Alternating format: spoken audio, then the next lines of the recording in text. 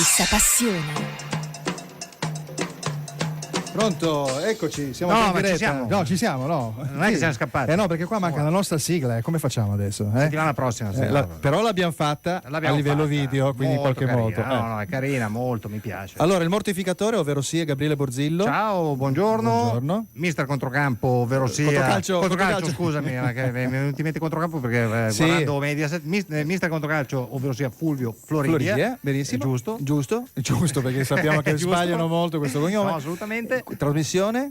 Tradizione Che calcio che fa. seconda Questa puntata. è Radio Milan Inter, Radio seconda Milan puntata. Ma E- mi vuoi spiegare chi c'è alla tua destra? insieme a noi oggi, come da promessa, mantenuta, perché lui è un uomo che mantiene tutte le promesse. No, ma anche voi. Sì. Anche noi, ovviamente. Annunciata già la settimana Già scorsa, la settimana no? scorsa abbiamo Quindi a grande richiesta. A una grande grande richiesta. richiesta. Ci hanno chiesto, Sì, richiesto. sì, ma sai. allora quando arriva? Ma viene, non viene. viene. No, viene, è un volto che voi vedete anche ogni tanto, voglio dire, Qualche fare volta. capolino sugli Qua e schermi là. di Tele Lombardia, qua e là, soprattutto Tele Lombardia. Sì, certo. Direttore di Style, giornalista del giornale, insomma di tutto, di più, e adesso anche con i mondiali, autore di questo libro. Adesso Sì, anche ma chi è? scrittore. Anche Ma chi è? scrittore. Chi è? Però- Adesso fammi fare il titolo. Prima faccio il titolo: Mondiali, racconti di vittorie e sconfitte. Marco Pietro Lombardo Giassetti, tutto quanto. Maria anche, ma quello- Marco questo Pietro anche Maria loro. Lombardo Oh, Così Giassetti. mettiamo tutto. Marco E non Lombardo, ma non insomma. solo però, perché dobbiamo anche dire e Che il salutare libro, assolutamente, Stefano salutiamo. Olivari, c'è il mio sodale di questa avventura, di questo libro, che purtroppo oggi aveva un impegno che non è potuto venire, ma lo salutiamo perché sicuramente Salutiamo. ci sta ascoltando. Allora, ciao Stefano, Bene. lo aspettiamo. Ah Assolutamente. beh, certo. appunto. Poi adesso quando si trasferirà Sì. di là per fare i mondiali, insomma una sera verrete a trovarci tutti e Volentieri. due, sarà molto piacevole, si parlerà di calcio. Insomma, questo libro pare che stia andando molto bene. Ma insomma, noi lo speriamo ovviamente. Allora, diciamo innanzitutto che questo libro è in vendita con il giornale, quindi si trova non in libreria ma si trova in edicola e sarà in vendita per tutto il periodo dei mondiali, giustamente, visto il nome che porta. Assolutamente. E niente, ci siamo un po' divertiti, abbiamo deciso di fare una cosa che magari non era, per cercare un tema che non fosse banale, no? Perché sai, sui mondiali, cioè il mondiale non è che sia una cosa che conosciamo solo noi. No, assolutamente. Allora abbiamo fatto una cosa molto personale, ci siamo presi 50 gol nella storia dei mondiali, quindi dal 1930 fino al 2010, e abbiamo raccontato un po' la storia che c'è dietro questo gol, quindi il personaggio, la storia del gol, cosa ha creato, oppure appunto una vera e propria storia che ha cambiato le sorti del mondiale. Devo dirti che io, mentre aspettavo di andare in diretta, ho dato un'occhiata al famoso Pac Doi, che insomma, Esatto. che è una storia bellissima. Assolutamente. Assolutamente. Quindi diciamo che sono tanti aneddoti, 50 aneddoti. Sono e storia. 50 aneddoti, storie che raccontano un po' anche dei personaggi o anche delle cose, ce ne sono ovviamente anche di molto conosciuti, però dobbiamo partire da un presupposto, carissimi, che abbiamo un'età.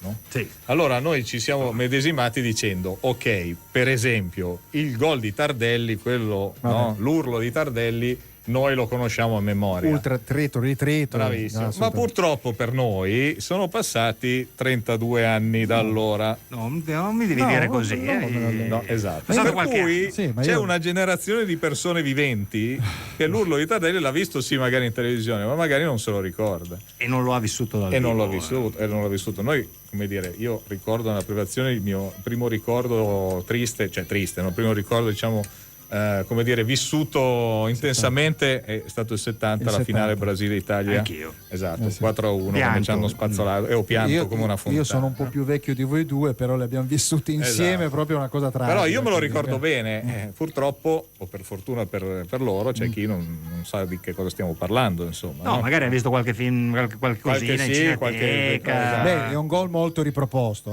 quello nelle varie sigle, perché questo è un urlo così liberatore. Quello di è Tardelli fantastico, assolutamente, no, quello sì, di Tardelli. assolutamente. Quello Però del insomma 70 in bianco abbiamo e nero, raccontato anche. cose magari un po' conosciute, andando un po' a scavare dietro, e anche cose meno conosciute, cioè ad esempio ne prendo uno che mi è piaciuto molto raccontare, questo famoso gol degli Stati Uniti all'Inghilterra del 1950 nell'altro mondiale che si disputò in Brasile, di questo Joe Gaetiens, che era un haitiano che non prese neanche la cittadinanza americana, perché gli americani dissero a questi ragazzi, se voi promettete che un giorno prenderete la cittadinanza americana siete arruolati, che lo portarono al mondiale. questo segnò il gol all'Inghilterra, gli Stati Uniti vinsero 1-0, allora ovviamente non c'era nella televisione, internet, non c'era niente, quindi fu mandato in Gran Bretagna via telegrafo il risultato della partita. Gli inglesi ricevettero Inghilterra 0, Stati Uniti 1, dissero impossibile, e sui giornali del giorno dopo scrissero l'Inghilterra ha vinto 10-1, pensando a un refuso, come dire, una super goleata. Una super goleata. In realtà quando qualche giorno dopo l'Inghilterra è tornata a casa, forse avevano capito che però non ci si rende conto della portata del risultato. Stati Uniti al limitare del calcio professionistico, sì, diciamo, invece l'Inghilterra, sì, che c'è da dire top, che gli Stati Uniti, come dire, allora partecipavano ai mondiali, cioè fin dall'inizio partecipavano, avevano sempre queste squadre un po', come dire, un po' naif, no? Sì, un po' raffazzonate qua. Però insomma questi sono episodi che magari non tutti si ricordano. Tra l'altro Gioacchettins ha fatto pure una brutta fine, perché è tornato da Haiti pensando di essere un eroe, quando è arrivato Duvalier ha detto tanto io sono un eroe, i familiari sono scappati, lui no, l'hanno messo dentro, fatto fuori ed è finito lì. Ecco. Però detto questo, insomma, ci sono delle cose che dai mondiali ce li ricordiamo, però ci sono delle cose curiose. Anche leggendo, basta leggere, perché poi è chiaro che non è che poi devi fare il gol del falso dentista, qua chiaramente sappiamo benissimo a che cosa si riferisce, quindi ci sono dei collegamenti, il gol più spiritato, spiritato di quei famosissimi occhi che sono entrati nelle case di ogni italiano con quelli di Schillaci, quindi è bello anche l'unione del titolo per cercare di contestualizzarlo. Se poi mi permettete, io leggerei solo l'ultima cosa che abbiamo scritto, che secondo me è come dire la sintesi, ma non solo questo, no, ma certo, ma secondo me per presentare questo video è la sintesi di cosa vuol dire un mondiale, no? Allora, queste sono parole di Bora Milutinovic, che noi sappiamo che è stato un grandissimo allenatore, ha fatto 4 mondiali su 4 panchine diverse, ha allenato anche gli Stati Uniti e nel 2002 allenò la Cina, e alla fine del mondiale disse questo: io prima del mondiale sono entrato in una chiesa per parlare con Dio e lui mi ha chiesto cosa vuoi Bora, e io ho risposto segnare come la Francia, e Dio ha mantenuto la parola. Francia e Cina nel mondiale 2002 sono state le uniche 2 squadre che non hanno segnato gol. Io però mi riferivo alla Francia del 98. Vincitrice dell'edizione. Direi che questo è, come dire, la summa. Aneddoto, quindi l'aneddoto anche un po' spiritoso, molto particolare, la chicca proprio particolare. Il famoso zingaro del calcio, Bora Milutinovic è sempre stato un po', secondo me, sottovalutato, perché lui prendeva queste squadre. Sì, lui era un personaggio molto particolare, perché era uno a cui era impossibile dirgli stai fermo qua, no? Per cui era proprio uno, il classico slavo che abitante del mondo. E ricordiamo tra l'altro che lui è stato anche allenatore dell'Udinese per 2 mesi. Sì, esatto. Solo che fu cacciato dopo 2 mesi perché lui aveva questa abitudine. Lui prendeva all'inizio della settimana gli 11 che secondo lui avrebbero giocato la domenica, li allenava e il resto della squadra la faceva allenare da altri. E francamente, insomma, diciamo che forse aveva la logica del selezionatore e non quella dell'allenatore, proprio del campionato, no? Quindi... Cioè, diciamo che lui è un uomo che ha vissuto bene, voleva vivere bene, insomma. Però forse è stato anche un po' una sorta di precursore di quei ruoli, di quei ex giocatori che diventano allenatori, che poi vanno ad allenare la Tanzania, per dire, no? E che dopo la fine rimangono fermi in quelle 2-3 mesi di preparazione per fare magari la Coppa d'Africa, sono allenatori tra parentesi, sono quasi più educatori sono più educatori, esatto, quindi. Però è un personaggio che ha fatto anche lui a suo modo la storia del calcio, lo famoso zingaro grande e dei mondiali. Vabbè, spero che la prossima edizione non riporterà il famoso gol di Campbell in ricordo di questa partita, per iniziare già a entrare nell'agone delle partite del mondiale. Assolutamente, però prima stiamo parlando paletta su Campbell. Sì, non è proprio, come dire, non lo vediamo benissimo, però tutto può succedere. Tu avresti portato Ranocchia? Io avrei portato Ranocchia, più che altro per una questione proprio, per carità, noi non abbiamo notizie certe sulle condizioni di De Sciglio, quindi è anche possibile che magari alla terza partita torna De Sciglio, gioca a titolare, speriamo a lungo, e abbiamo risolto il problema.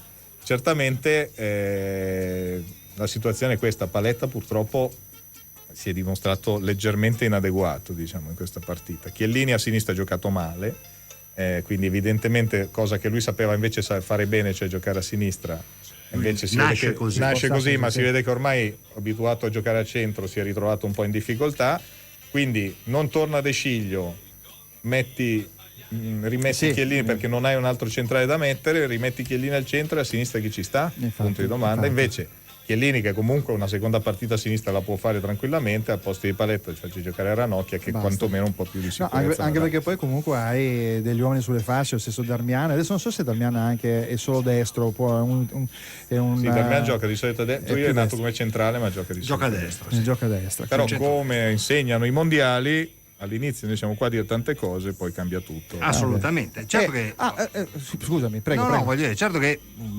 sorprese non è che ce ne siano state. L'unica sorpresona forse è stata proprio il nostro girone dove il Costa Rica. Beh, diciamo certo. che le sorprese fino adesso sono due: l'entità della sconfitta della Spagna, non il fatto che sia stata sconfitta, ma l'entità. Ma quello è quando finisce il classico, quando finisce l'impero, no? Ci sono i primi scricchioli e poi crolla tutto track. Non è detto che poi comunque la Spagna, esatto, la prossima partita. Anzi, ricordiamoci che noi adesso siamo avvantaggiati, nel senso che se porteremo a casa un buon risultato con Costa Rica è molto probabile che saremo primi nel girone, e poi ci rischiamo di prenderci la Spagna, la seconda, come seconda ai quarti di finale, che non si sa mai, perché sono sempre giocatori importanti. Però diciamo che questo è un segnale, direi. Sì.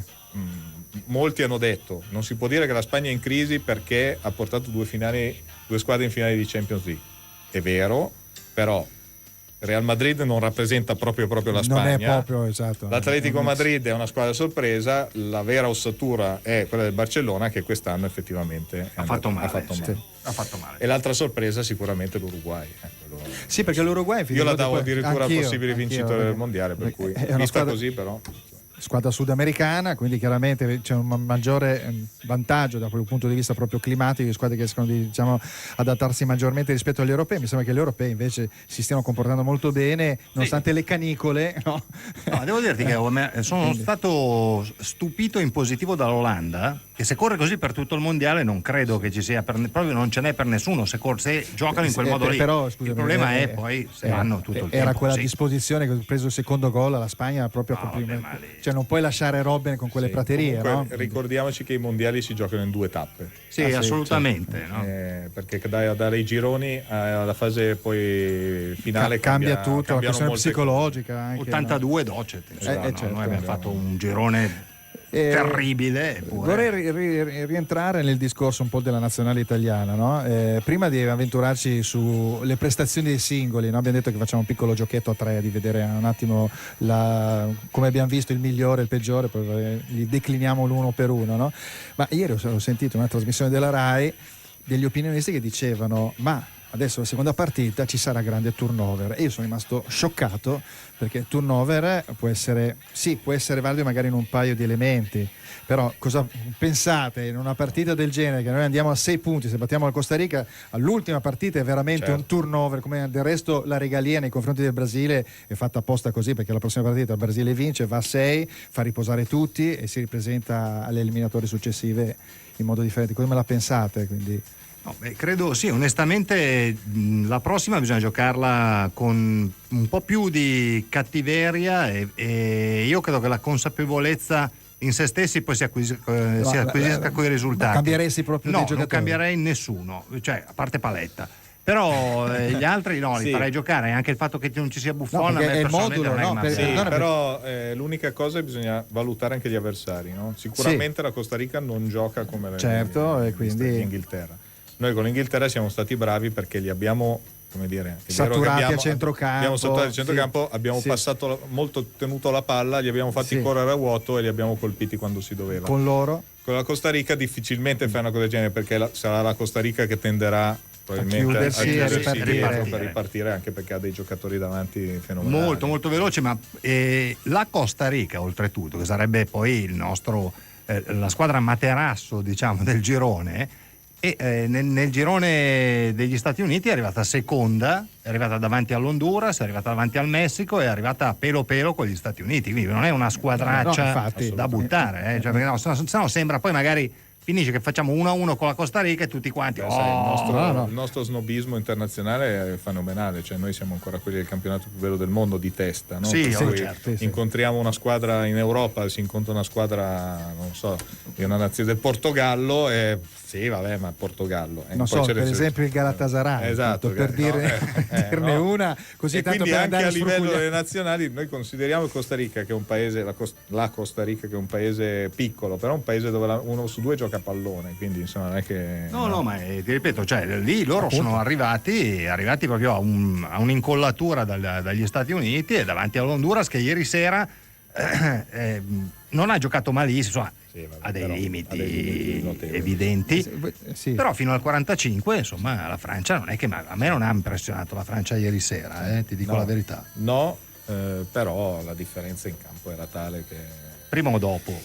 Sì, anche perché hanno fatto un fallo di rigore davvero ingenuo, cioè proprio anche perché tra l'altro sei già ammonito, fai pure un fallo di rigore che te lo puoi continui a evitare, seguire Pogba facendogli fallo tutto il campo, poi evitare, cioè, lo spingi mentre cioè proprio il fallo più ingenuo che puoi fare nel gioco del calcio, lì dimostri di essere ad un livello e poi c'è stata la prima scelta, diciamo la prima decisione riguardo al gol fantasma, no? Quindi questo finalmente è servito tutti sti soldi spesi, finalmente sono serviti. Però rimane sempre un dubbio, perché quando l'ho visto ho detto ma non mi sembra completamente staccato al vederlo chiaramente con l'occhio nudo e non con quello di Falco, chiaramente a livello grafico, quindi c'è sempre un po' quella percentuale di non gol. Quello che non capisco è l'uomo, o la tecnologia così o l'uomo sul giudice di porta, o cioè perché falli, cioè, secondo me non si può fare il discorso che il calcio si gioca uguale in tutto il mondo, perché ormai non è così, cioè, allora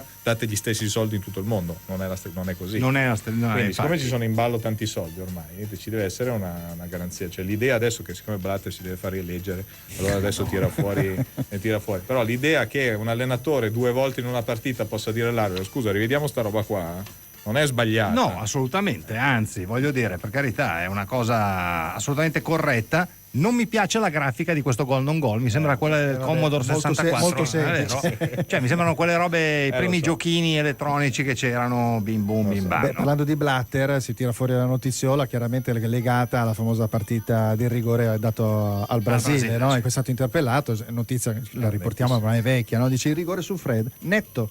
Quindi che tecnologie vuoi adattare? Cioè, infatti in quei casi la tecnologia non serve, il rigore è netto. Esatto, è netto, no? Quindi cosa puoi fare? No? Ma lì c'è anche una questione diciamo che in Brasile la situazione è un po' complicata, molto complicata. Quindi... ma infatti secondo me è anche differente da quella del 50, perché nel 50 tutti remavano per questo evento, quest'anno qua quindi diciamo che la pace sociale è un po' difficile, è un po' difficile, bisogna cercare di tranquillizzare gli animi però magari vincendo col calcio si dimentica detto che tutto. Poi le squadre di casa sono sempre quelle un po' favorite, detto che noi siamo stati gli unici capaci di riuscire a non vincere un mondiale dove praticamente eravamo portati però ne eravamo stati aiutati. Gol in fuorigioco con l'Uruguay mostruoso. Basta, ritiro tutto. Basta. Il gol in fuorigioco con l'Argentina. Con l'Argentina mostruoso, sì. No, insomma, ci avevano dato una manina, diciamo. Non ce l'hanno data, forse. A un certo punto te la devi anche guadagnare. Lì poi fu una cosa, palla mia, palla tua, quello che esce, quello che sta fermo, Caniggia che c'è.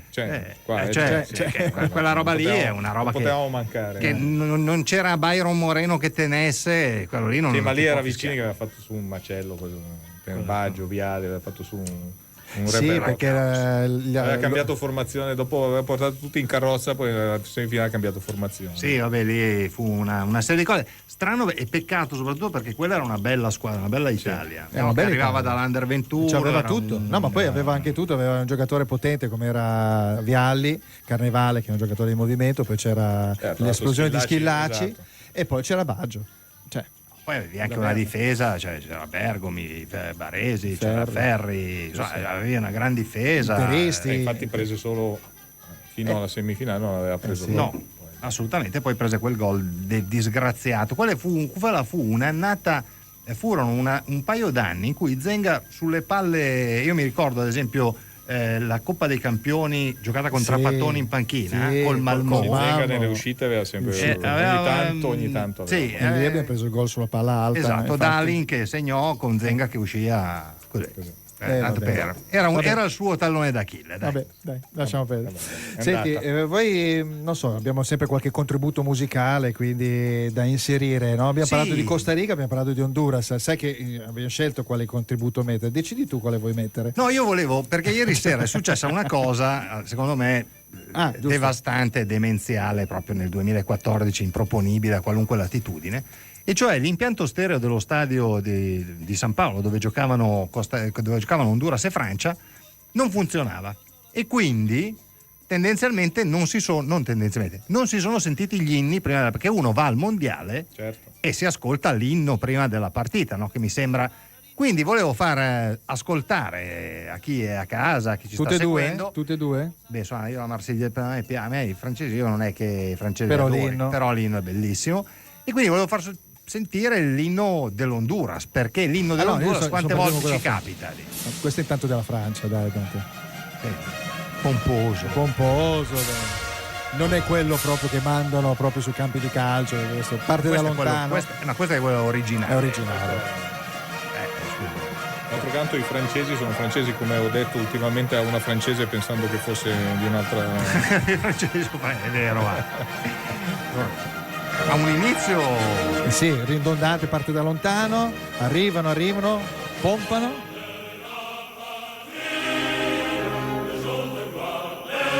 Il nostro musicologo, nonché cantautore e tecnico del suono, è lì completamente immerso nel cercare di percepire i fraseggi. Sì, diciamo che noi non ce l'abbiamo questa cosa così. Qua è petto in fuori, qua proprio un petto in fuori, che da noi non è così, noi invece no, quando fanno il porobom a me dà fastidio, devo dire la verità. È proprio. Vabbè, che è successo? Niente, ho toccato io una cosa. Ecco, passiamo Luca. Così andiamo sull'Honduras, dai. Sì, no, quello questo ormai la conosciamo, la marsigliese. Famosissimo. Adesso però noi facciamo sentire l'inno dell'Honduras, ma non giocano, hanno già giocato ieri sera, certo. No? Perché, però è una roba, io mi chiedo come va bene che indietro gli stadi, ma come cioè, fino al giorno prima dell'inizio dei mondiali a San Paolo c'erano lì che inchiodavano i seggiolini, cioè, per cui il Brasile da quel punto di vista, se noi dobbiamo fare un'operazione, vedi Expo, sappiamo come va a finire, no? Che negli ultimi 3 mesi poi facciamo la rincorsa, cioè, in Brasile noi siamo dei dilettanti in conflitto. veramente. E partiamo con questo inno.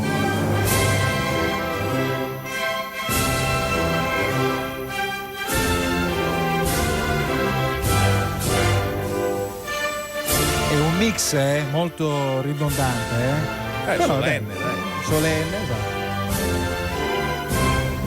Dire qualcosa voleva fare con gli inni, no? Voleva fare una specie noi volevamo fare questo mondiale degli inni, cioè fare proprio tutti i gironi, più di 2 inni più belli, poi fare gli ottavi, i quarti, le semifinali. Faremo. Il problema è che dopo alla fine vanno a concorrere quello inglese, quello francese, quello tedesco, quello russo, sono i più belli. Sono quelli lì. No, ma qualche sorpresa c'è però. Quando eravamo piccoli guardavamo le Olimpiadi solo per vedere gli inni alle premiazioni, perché erano sempre sovietici, tedeschi, la DDR. No, insomma, questi erano gli inni delle due di ieri sera. Carino, allegri. Si parla di mondiali perché siamo in clima mondiale, no? Mi sarebbe piaciuto ascoltare Agua de Març, ma più che altro poi la metteremo dopo la pubblicità, parte, no? Sì. Stasera si gioca Germania-Portogallo. Devo dire che le europee si sono, a parte la Francia, trovate spesso a scontrarsi direttamente le più forti nei gironi. Io dall'inizio dei mondiali e da prima dei mondiali dico che secondo me la Germania è la squadra che poi alla fine è quella più accreditata ad arrivare in finale, e forse è l'avversaria più temibile. La Germania è sempre accreditata ad arrivare in finale. Questo è matematico. Perché se tu guardi la storia dei mondiali, la Germania arriva. Sono strutturati. Tranne una volta o due, cioè proprio loro arrivano. No, loro si sa. Sono strutturati proprio per la manifestazione. Forse l'ultimo mondiale, però. Sì, ma l'ultimo mondiale diciamo non è che avevano. Però solitamente sono loro arrivati i quarti, però. Sì, senza brillare. Superano comunque il girone, esatto. Lo superano. Però 2006 finale. Però, no, ma loro sono sempre semifinali. Loro rimane sempre qua perché arrivano in Italia sempre prima. Quando trovano noi, siamo la bestia. È da sorprendersi che l'hanno vinto solo 2 volte, perché No, è vero, è quello che è lo strano. Secondo voi il fatto, perché c'è ancora Löw, no? Giusto? Sì, sono sì. già 8 anni o 9 anni. L'ultimo, se non vincerlo. Infatti, quindi in teoria, perché è accreditata, c'è le persone che appunto accreditano la Germania come vincitrice proprio per il semplice fatto che c'è questa mano conduttrice, no? In tutti questi anni, no? Mi sembra che sono forti. Sono forti, ho capito, però ci sono dei giocatori come Lahm che ancora sono lì e che quindi potrebbero essere, non è in questo momento. Zanetti è stato lì per 37 anni. Sì. Zanetti è una roba. Quanti anni aveva? Lui dice che ne ha 40, ma in realtà secondo me ne ha 82, 83. È come Minala della Lazio, la stessa cosa. Minala, infatti non mi fido di Minala, neanche di Zanetti. Neanche di Zanetti. No, però voglio dire, la squadra oggettivamente è forte. Tu li leggi uno per uno. Sono forti, ma sono forti. No, ma sono sicuramente forti. Ci sono tante nazionali forti. Quello che è la discriminante, secondo me, come sempre, sono gli infortuni, no? Più o meno determinanti. Ad esempio, il Portogallo scenderà in campo con Cristiano Ronaldo, che però magari stasera ci sorprenderà e tutto quello che sto dicendo verrà, come dire, accartocciato e buttato in un cestino.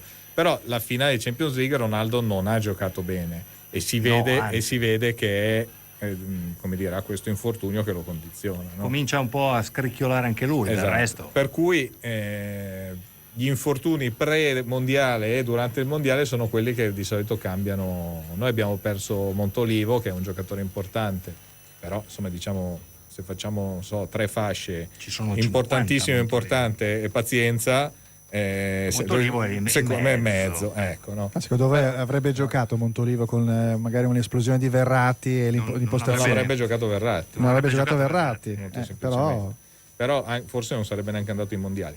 Ma invece Cristiano Ronaldo, se manca il Portogallo, adesso il Portogallo è una bella squadra, ma senza Cristiano Ronaldo è una squadra bellina.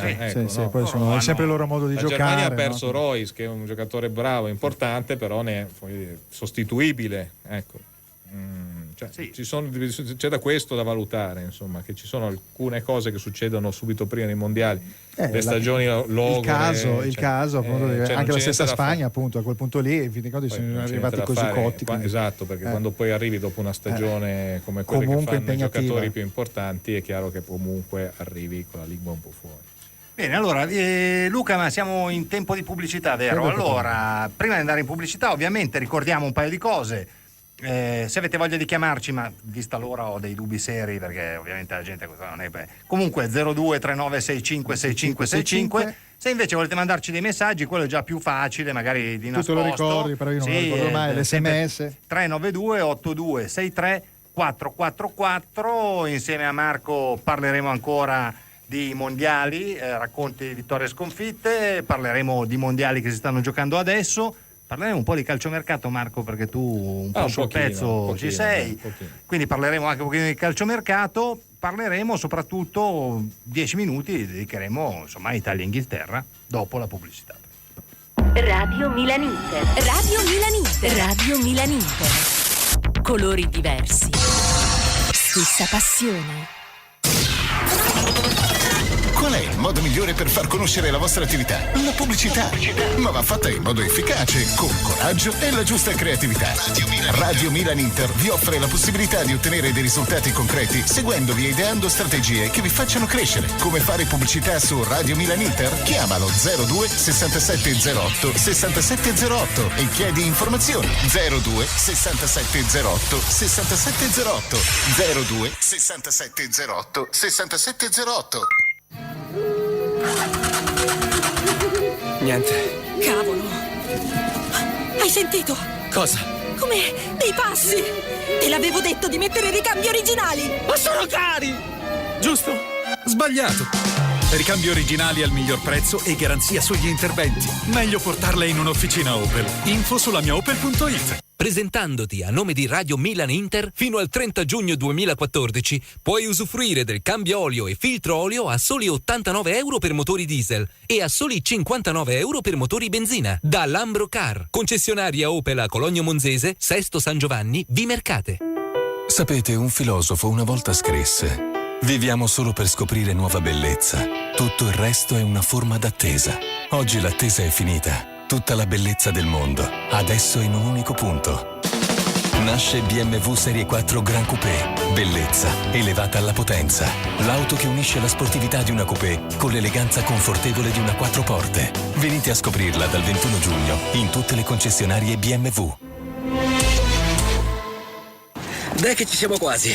Dovresti dimagrire un po', Ma che ti mangi? Tieniti bene che apro la porta. Eccoci siamo. Signorina. Buongiorno. Questo è il mio amico. Ciao. E questi sono 20 euro di ricarica per lei. Grazie. Il prossimo però me lo scelgo più magro. Porta i tuoi amici in Vodafone. Riceverai 20 euro di ricarica. Manda un SMS con scritto amico e il suo numero o chiama il 42004. Valido fino all'8 giugno 2014. Regolamento su Vodafone.it. Tesoro, dove andiamo quest'estate? In giro per l'Italia, tutti i weekend. Tutti i weekend? Certo, con le frecce di Trenitalia parti il sabato e torni la domenica da 69 euro andata e ritorno. Offerta a posti limitati e soggetta a restrizioni. Dettagli su trenitalia.com. Estate Trenitalia. Prenota subito e risparmi. Shack Azione! Ritorna il reality shop di Bricofer. Iscriviti in coppia entro il 4 maggio su bricofer.it nella sezione Reality Shop Casting. Inviaci una foto a tema bricolage. Potrai essere selezionato e partecipare a Reality Shop Bricofer. Solo per coppie vincenti. Tanta adrenalina, lotta contro il tempo e creatività ti renderanno protagonista del video che ti farà vincere una fantastica auto. Per info bricofer.it. Bricofer, tra il dire e il fare.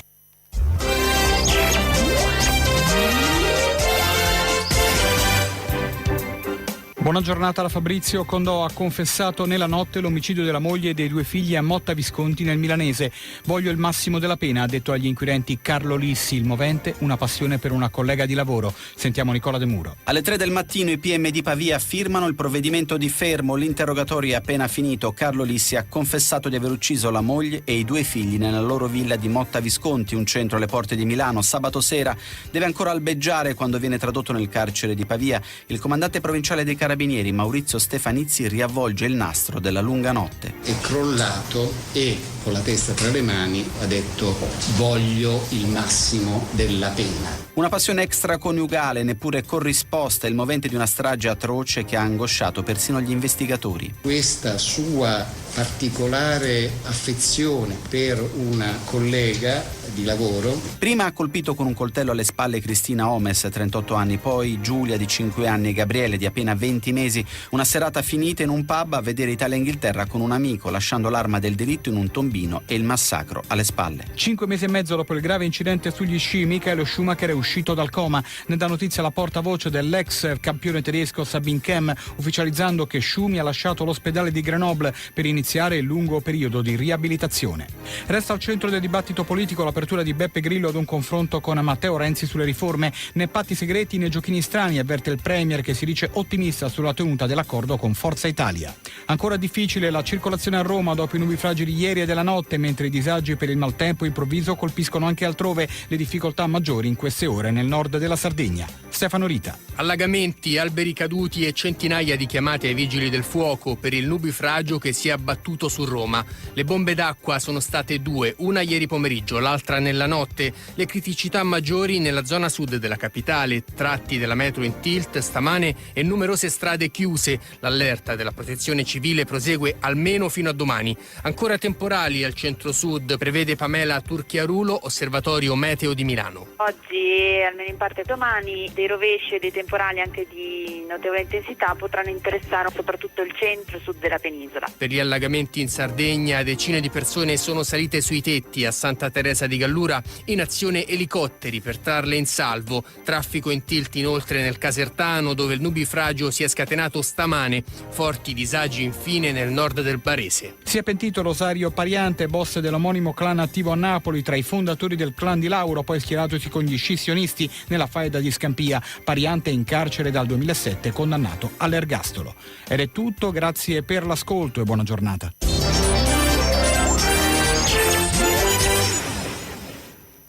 Radio Milan Inter. Radio Milan Inter. Radio Milan Inter. Colori diversi. Stessa passione. Riprendiamo subito con una bella Agua de Marzo. Sì, dai, facciamolo sentire. Tom Jobim. Ecco, sentiamo. Ecco, lentamente. É o pau, é pedra, é o fim do caminho, é o gesto de toco, é pouco sozinho, é caco de vidro, é a vida, é o sol, é a noite, é a morte, é o laço, é o anzol, é peroba do campo, é o nó da madeira, é o matita pereira, é madeira de vento, da ribanceira, é um mistério profundo, é o queira ou não queira, é o vento ventando, é o fim da ladeira, é a viga, é o vão, festa da comida, é a chuva chovendo, é conversa ribeira das águas de março, é o fim da canseira, é o pé, é o chão, é a mastradeira, passarinho na mão, pedra de atiradeira, é uma ave no céu, é uma ave no chão, é um regato, é uma fonte, é um pedaço de pão, é o fundo do poço, é o fim do caminho, no rosto desgosto, é um pouco sozinho, é um estrepe, é um prego, é uma ponta, é um ponto, é um pino, pingando, é uma conta, é um conto, é um peixe, é um gesto, é uma prata brilhando, é a luz da manhã, é o tijolo chegando, é a lenha, fantastica, come si riprende. In Italia fu importata dalla grandissima Mina, insomma, fantastica, Acqua di Marzo, canzone bellissima. Poi è una canzone proprio sognante. È una canzone Delicatissima, è una canzone delicatissima, sognante, riposante, un po' come Paletta su Starridge. Lui ha uguale, si è riposato. Ad essere un po' il clima, sai, perché in Brasile comunque c'è questo clima molto sì, rilassante. Questa cosa, è vero, l'atmosfera. Volevo parlare di Italia-Brasile, di questo di Italia-Inghilterra, scusami, di questo personaggio che guida appunto l'Inghilterra. Lo volevo introdurre con la musichetta, la musichetta che noi interisti conosciamo molto bene. No, è un personaggio.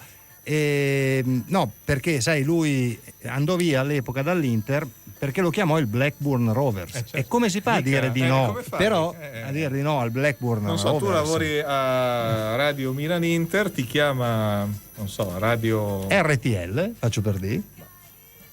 Radio DJ. Questo personaggio qui. Questa è la prima parte, Questa diciamo, è la prima parte, questo è un po', esattamente. la comica è un po' questa, no? Ecco, quest'uomo, quello che ha guidato l'Inghilterra. I giornali inglesi, oltretutto, io me ne sono un po' letti, non è che siano andati leggerissimi con lui. E devo dire che forse è una delle poche volte in cui tutti i tabloid inglesi hanno, non dico esaltato l'Italia, ma hanno riconosciuto che insomma l'Italia ha giocato meglio dell'Inghilterra e ha meritato tendenzialmente di vincere la partita. Di solito gli inglesi si attaccano a destra, manca. La domanda non è un caso che quando l'hanno riposta scrivendo in grande "Who is Darmian?" Fosse anche una domanda indiretta a Hodgson per dire ma questo qua ha avuto una libertà d'azione sulla diciamo che fascia? dopo 10 minuti un allenatore avversario avrebbe dovuto un attimo capire che di là c'era qualche problema, insomma. Esatto, però invece sai lui che Hodgson è uno che è tranquillo, lui. No, lui è sereno. Al suo modulo, al suo modo è un signore. Diciamo che la scuola dei tecnici inglesi non è che sia poi così, voglio dire, conosciuta in tutto il mondo come la migliore, no?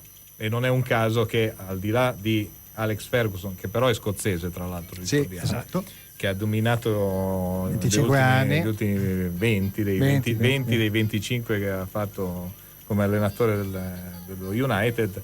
Cioè, quest'anno comunque il campionato l'ha vinto un allenatore cileno, poi Mourinho è portoghese, insomma, per trovare un allenatore italiani che vanno comunque con lo stesso cappello esatto. Diciamo che per trovare un allenatore inglese che faccia andare bene una squadra inglese bisogna fare un po' di fatica. È difficile. Poi so che tu insomma conosci anche abbastanza bene la Premier, mi spiegherai il tracollo dello United, secondo te a che cosa è stato dovuto? Perché Moyes l'ha voluto espressamente Ferguson, è scozzese come Ferguson. Sì, l'ha voluto Ferguson, che voleva dare ovviamente una continuità al suo lavoro. C'è da dire che è, secondo me, un classico, nel senso, quando c'è una leadership così forte, è chiaro che chi viene dopo di te cerca di affermarsi, come dire, perché se fa come te, tanto sì, è arrivato lui, ma fa come quello di prima, cosa è? Allora cerca di dare una svolta, cambiare delle idee. Ecco, non l'avrei, diciamo che c'è chi lo fa come Benitez, che arriva e dice vabbè, avete vinto tutto ma adesso si gioca a calcio, oppure si fa come Moyes, che si cerca di cambiare qualche giocatore. 2 su 3 va male. Era la vittima sacrificale. Sì, secondo me sì. Una fase epocale anche veramente di netto cambiamento, che non è facile anche fare questi cicli, no? Probabilmente anche le energie di uno come Ferguson si erano anche, diciamo, abbastanza estinte, quindi devi anche cercare di dare una sorta di ricambio. Esatto, ma non solo le energie estinte, però Ferguson comunque era l'uomo squadra, cioè parla Ferguson, vendiamo Beckham. Vendiamo Cristiano Ronaldo. E se decido di vendere Beckham, gli tiro anche la scarpa. Moyes ha detto vendiamo Van Persie, gli hanno guardato, gli hanno detto sì, va bene, ciao, grazie, è stato bello, sei anche simpatico, però non possiamo fare. Infatti hanno preso Van Gaal proprio per quello. Quindi conduzione importante, no? Senti, ma una cosa che mi sovveniva mentre stavi parlando, giusto per allacciarci 2 secondi a calciomercato, Hernandez tu lo prenderesti? Guarda, Hernandez è un giocatore che fa 2 cose: fa abbastanza gol e finisce abbastanza spesso in fuorigioco. Questo è la sua. È un Inzaghi messicano. Esatto, sì, il problema è che Inzaghi molto spesso invece ci stava, non si sa perché, non si sa come, aveva sempre un millimetro prima della linea del fuorigioco. Di solito Hernandez è un millimetro dopo. Però sicuramente è un giocatore. Allora, dobbiamo sempre, come dire, mettere le cose nella situazione. Cioè, l'Inter non può comprarsi Cristiano Ronaldo, non può comprare Robben, non può comprare giocatori di questo tipo. E quindi chi compri? Certamente Hernandez è un buon giocatore che può dare qualcosa. Dipende dove lo fai giocare, dipende come lo fai giocare, dipende con che squadra metti in campo. Dipende da quello che sta in panca, insomma. Bravissimo, perché se poi uno prende Hernandez e lo fa giocare terzino sinistro, c'è qualcosa che non va. Poi allora vado anch'io. Non è un'alta considerazione del nostro allenatore dell'Inter, Mazzarri, da parte di Marco Lombardo. No. Purtroppo io guarda, mi auguro veramente fortemente che quest'anno mi smentisca. Siamo tutti, penso, in quella condizione lì. Quindi forza, io certo. tifo per lui perché smentisca. Ho visto delle cose che non mi sono proprio piaciute. Lui ha qualche attenuante, nel senso che la situazione dell'Inter come quest'anno non si è mai vista. È difficile, epocale, cambiamento. Cambiano il presidente, cambia la società, cambiano giocatori perché finisce il ciclo di 8-10 giocatori. Quindi assolutamente sì. Però devo dire che ci sono veramente delle cose che mi hanno. E poi io posso dirti, quest'anno guardando giocare l'Inter non mi sono mai, ma proprio mai divertito una volta. Mai. Forse a Verona. Con Sassuolo. Sì, vabbè, con Sassuolo era anche una situazione particolare, perché vabbè, Sassuolo era un po'. No, vai negli spazi. So perché ti fanno giocare perché c'è spazio. Esatto. No, forse a Verona, io col Verona. Sì, ecco, forse col Verona, le partite in casa sono state una sofferenza, come dire. Sì, quella è la tragedia. Quando devi imporre il gioco è stato un disastro. Credo che sia proprio il compito delle vacanze di Mazzarri, sia proprio quello di riuscire a speriamo. Sì, e visto che parlavamo, poi ritorniamo ovviamente a parlare di calciomercato, perché poi in queste settimane escono delle cose. Uscita settimana scorsa Falcao al Milan con un pool di investitori. Scusa, hai detto? Sì, Falcao al Milan. Sì, ma ne escono 25 milioni. Sì, incredibile. Manzukic, roba. Allora, 50 milioni. Diciamo qual è la situazione. Falcao al Milan ci vuole. Vendi Balotelli, benissimo. Vendi Balotelli. Se fa un gran mondiale lo puoi vendere anche bene. Offerta minima 20 milioni, diciamo che ne porti a casa 25. Okay. Vabbè, non è che si vada a recuperare 50-60, cioè non è un top a quei livelli 25, lì, no? Ecco, però 25. Allora, Falcao con 25 non li compri. Assolutamente. Scusa, è costato 70-60, quanto era stato? Secondo, Falcao ha uno stipendio che poi devi...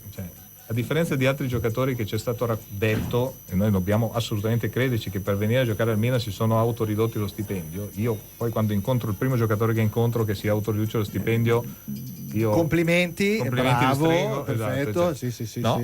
Ci detto credo, che comunque dobbiamo credere al fatto che molti giocatori sono... Comunque deve essere una bella autoriduzione. No, lì è un'autorizzazione pesante. Ma scusate, ma per il Milan questo è d'altro. Scusa, si fa di tutto. Si fa di tutto davanti a queste cose qua. Non capite. C'è solo un piccolo problema, che è lo stesso problema che aveva l'Inter l'anno scorso. Non gioca una coppa il Milan. Allora io vedo vedere un giocatore come Falcao che viene a giocare al Milan per la prospettiva di giocare forse l'anno prossimo la Champions League e quest'anno giocarsi la Coppa Italia, ma ho dei dubbi, magari, a meno che gli dai 20 milioni come dicono giocatori e procuratori, bisogna sempre premettere questa cosa: nel calcio non si sa mai, Anche questo è vero. Mai dire Vabbè. mai, Questo- può succedere di tutto. Devo dire, però- insomma, Torniamo dopo a parlare di calciomercato. Parlavamo di mondiale di Italia e Inghilterra. Insomma, facciamo. noi non siamo andati in onda e quindi abbiamo giocato bene la notte tra il Giochiamo? sabato e la domenica. La vuoi giocare? No, volevo solo sentire quello che ha detto Oxon dopo. Giusto, perché chiudiamo questo discorso qua. Esatto, cioè, no, perché no, Roy era lì un po' Roy- tutto rosso in panchina. Esatto, dopo la partita questo ha detto. Eccolo qua. Quando gli asini che volano nel cielo vanno nel parco sulle nuvole si divertono a fare i cigni nel ruscello bianco come inchiostro vanno i treni sopra il mare tutto blu e le gondole bianche Ma questo, no, io questo qui per ridere, io con quest'uomo veramente non gli perdonerò mai niente. Ma no, guarda, quando uno va via dall'Inter, che può andare dove vuole, ma mi dice che va via perché è stato chiamato dal Blackburn Rovers. Io ho un grande rispetto del Blackburn Rovers. Tu di dove sei, scusa? Milano. Di Milano. Di che quartiere? Sono nato in centro, fate bene fratelli. Fate bene fratelli. Ti chiama il Fate bene fratelli e tu dici, Ma lui non è neanche non di importa, lì. magari lui ha dei sentimenti. Vabbè, comunque sia. Potrebbe essere una cosa di questo tipo qua. No, Diciamo, è l'unica vabbè. scusante per far sì che uno possa scegliere un'altra squadra al posto dell'Inter, diciamo di rimanere. No, vabbè, lasciamo Vabbè, stare. poi c'è la squadra di Roberto Uomo che è riuscito Carlos. a scazzottarsi con Zanetti. Appunto. Guarda che ce ne vuole, Appunto. per Pensa anche litigare quando con è ritornato la seconda volta, quando si sono guardati lui e Zanetti. No, No, giusto? ma hanno fatto pace su. Certo, infatti non era una Sono cosa. gentleman. No, perché Zanetti poi era uno che non è che portasse tanto rancore. No, assolutamente. Però al finale è una delle finali. Senti, allora facciamo quel giochetto un po' dai, giochiamo anche noi un po' tutti insieme. Questa è una trasmissione anche divertente, quella di dare delle votazioni, chiaramente per gli 11 che sono andati in campo contro l'Inghilterra. Al di là della votazione, ecco, possiamo anche iniziare dalla votazione proprio in sé della squadra, quindi di conseguenza di quello che è Prandelli. Quindi Marco, cosa dici riguardo alla questione globale proprio della direi gestione? Secondo me che gestione della squadra, siccome siamo alla prima partita, dico 6,5 per non esaltare troppo, perché ci sono comunque state qualche crepa c'è stata, perché adesso se rivediamo la partita ci sono state 2 o 3 occasioni in cui l'Inghilterra insomma ci ha fatto un po' soffrire. Cioè, quindi l'impostazione comunque di avere questa ragnatela, di giocare sull'unica l'impostazione punta, è stata giocare di buona, rimessa. la scelta degli uomini obbligata, però ribadiamo il 6,5 vale per il fatto che probabilmente la scelta alla fine di paletta non si è dimostrata essere vincente, però stiamo bassi, perché noi siamo abituati a dire abbiamo battuto l'Inghilterra 2-1. Ora l'Inghilterra fa paura, cioè, quando leggi Inghilterra dici però insomma l'Inghilterra negli ultimi anni non è che abbia conquistato non ha conquistato il mondo, è una squadra difficile da incontrare, che ha le sue caratteristiche. Vinci 2-1, bene, 6,5. 6,5. Secondo me. Cosa dici? Ma guarda, io ti dico che sì, sono un po' sull'onda di Marco, forse darei mezzo punto in più, perché noi avevamo un paio di ragazzini, vedi Darmian, vedi Verratti, che Verratti non ha fatto una partita epica, Darmian invece ha giocato bene, secondo me, si è inserito, non ha avuto paura, che è una cosa difficile per un ragazzotto, insomma, scartato dal Milan, ricordiamolo, per tenere Abate. No, bisogna ricordare queste cose qua, ragazzi, perché la verità il re del mercato ha fatto questa roba qui. Come mai? E non lo so, ogni tanto capita anche al re del mercato. Vabbè. Però l'imperatore del mercato, Mizzaga, scusami, gli ho dato un titolo onorifico molto più basso, è una vergogna. Forse viene qua e mi fustiga. Giusto. No, quello che è giusto, è vero, hai ragione. Gli darei 7, premetto che comunque vada, se con la Costa Rica non si vince, lo dico adesso, prima che poi noi ci risentiremo, ci rivedremo lunedì prossimo, quindi dopo la partita si è già giocato, non sarà una tragedia. Quindi io credo che l'Italia dal punto di vista fisico l'ho vista discretamente, ha giocato una buona partita, ho visto giocare Uruguay e Costa Rica e io non sono in ansia perché direi una bugia. Però sicuro che questi vanno come dei fulmini, vanno a 200 all'ora. e noi siamo un pochino lenti, quindi anche secondo me la scelta di Paletta è stata sbagliata, ma a prescindere, non perché io sia un fan di Ranocchia, che credo sia il miglior difensore italiano attualmente come centrale, insieme a Chiellini, credo siano gli unici due che possono fare una difesa di alto livello, però portarlo è stato un errore grave. Di Prandelli non mi sono piaciute due cose: Paletta e la storia patetica con Giuseppe Rossi. Quella cosa lì, per il resto io ho difeso ho difeso Prandelli prima, e lo difenderò anche adesso dopo. dobbiamo difenderlo. Io invece do 7 perché è un po' più comunque in linea con il vostro giudizio. Devo dire la verità che è sempre la prima partita del mondiale contro l'Inghilterra, effettivamente comunque abbiamo incontrato l'Inghilterra che, anche se zoppicante nell'ultimo periodo, cioè partire bene è stato ma non c'è dubbio, questa è l'unica cosa, che è quel mezzo punto in più, perché mi sembra che lui voglia preparare, come dicevi tu all'inizio, anche attenzione a Costa Rica per come preparerà e come entrerà in campo, no? Quindi ogni partita deve dobbiamo modulare. rianalizzare le partite.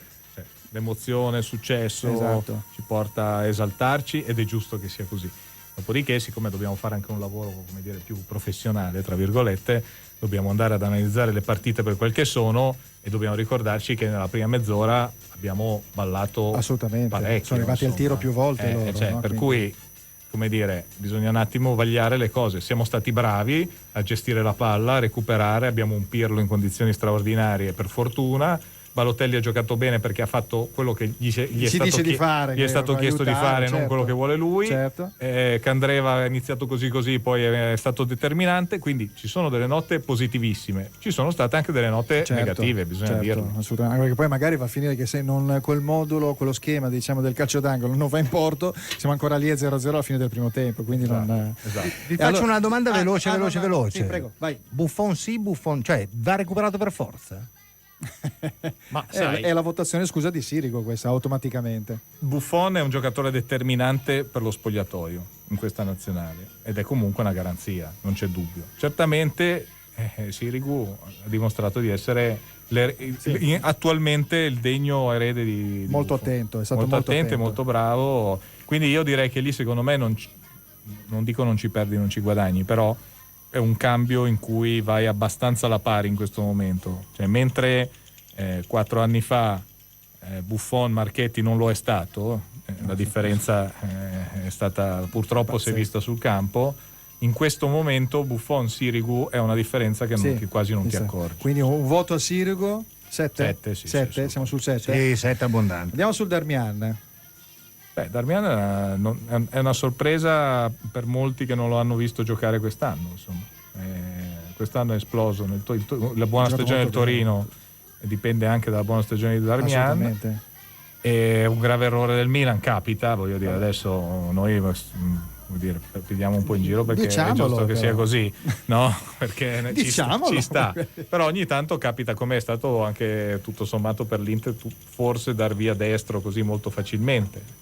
Però quando fai ormai siamo in una condizione in cui il mercato è anche un rischio, nel senso che tu ti prefiggi degli obiettivi e a volte devi sacrificare qualcosa, a volte ti va bene e a volte è vero, anche perché poi quel discorso lì di destro proprio è legato anche ai giocatori tipo Thiago Motta, Milito, che erano del Genoa, e poi successivamente Ranocchia, quindi insomma effettivamente destro è un giocatore, ecco, io l'avrei portato al posto di Giuseppe Rossi, però destro non siete d'accordo, perché è l'alter ego effettivamente della punta centrale che noi, tolto Balotelli, non abbiamo. Ma Balotelli non è io continuo a dirlo, però nella logica prandelliana è la prima punta. Anch'io sono d'accordo con te, però per me non lo è.